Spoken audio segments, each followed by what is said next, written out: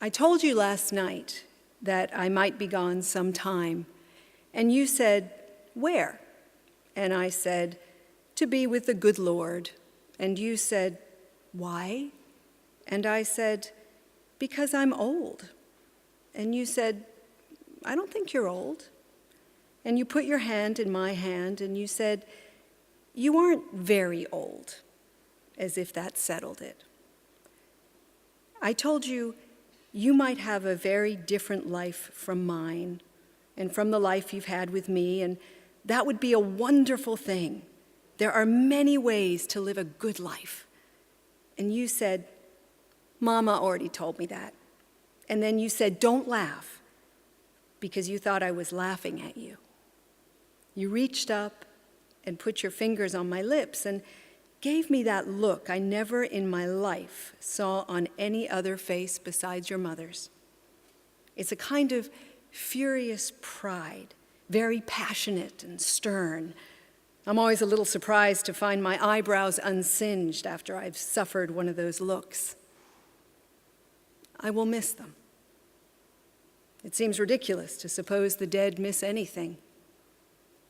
If you're a grown man when you read this, it is my intention for this letter that you will read it then. I'll have been gone a long time. I'll know most of what there is to know about being dead, but I'll probably keep it to myself. That seems to be the way of things. I don't know how many times people have asked me what death is like, sometimes when they were only an hour or two from finding out for themselves. Even when I was a very young man, people as old as I am now would ask me, hold on to my hands and look into my eyes with their old milky eyes as if they knew I knew and they were going to make me tell them. I used to say it was like going home. We have no home in this world, I used to say. And then I'd walk back up the road to this old place and make myself a pot of coffee and a fried egg sandwich and listen to the radio when I got one, in the dark, as often as not. Do you remember this house? I think you must a little. I grew up in parsonages. I've lived in this one most of my life, and I've visited in a good many others because my father's friends and most of our relatives also lived in parsonages. And when I thought about it in those days, which wasn't too often, I thought this was the worst of them all, the draftiest and the dreariest. Well, that was my state of mind at the time. It's a perfectly good old house, but I was all alone in it then, and that made it seem strange to me. I didn't feel very much at home in the world. That was a fact. Now I do. And now they say my heart is failing. The doctor used the term angina pectoris, which has a theological sound like misericordia. Wow, you expect these things at my age. My father died an old man, but his sisters didn't live very long, really, so I can only be grateful. I do regret that I have almost nothing to leave you and your mother.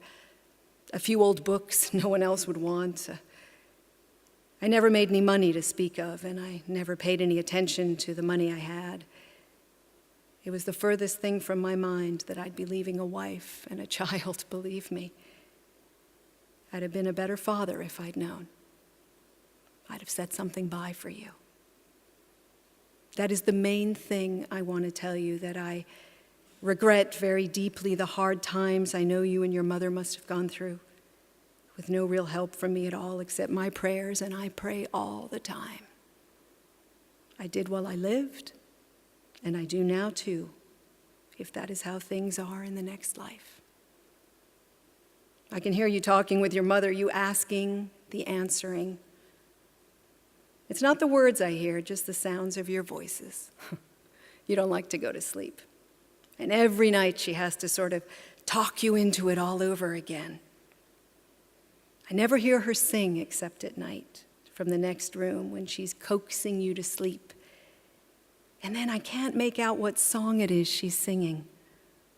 Her voice is very low, It sounds beautiful to me, but she laughs when I say that. I really can't tell what's beautiful anymore. I passed 2 young fellows on the street the other day. I know who they are. They work at the garage. They're not church-going, either one of them, just decent, rascally young fellows who have to be joking all the time. And there they were, propped up against the garage wall in the sunshine, lighting up their cigarettes. They're always so black with grease and so strong with gasoline. I don't know why they don't catch fire themselves.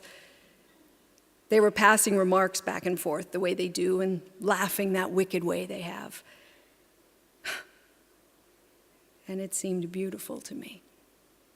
It is an amazing thing to watch people laugh, the way it sort of takes them over. Sometimes they really do struggle with it. I see that in church often enough, so I wonder what it is and where it comes from. And I wonder what it expends out of your system so that you have to do it till you're done, like crying in a way, I suppose, except that laughter is much more easily spent.